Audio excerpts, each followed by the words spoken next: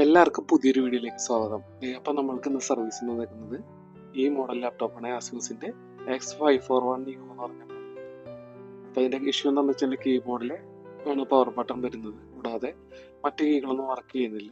അപ്പോൾ ഇത് ശരിയാക്കാനാണ് നമ്മളത് പോകുന്നത്. സംടൈംസ് ഇത് വർക്ക് ചെയ്യുന്നുണ്ട്. അപ്പോൾ നമ്മളിതൊന്ന് റിസെറ്റ് ആക്കണം കേട്ടോ.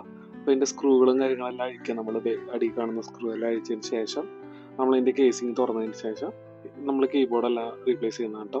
അപ്പോൾ വീഡിയോ സ്പീഡാക്കുകയാണ്. നമ്മുടെ ചാനൽ ഇഷ്ടപ്പെട്ട് കഴിഞ്ഞാൽ എല്ലാവരും സബ്സ്ക്രൈബ് ചെയ്യാൻ, ലൈക്ക് ചെയ്യാനും മറക്കല്ലേ.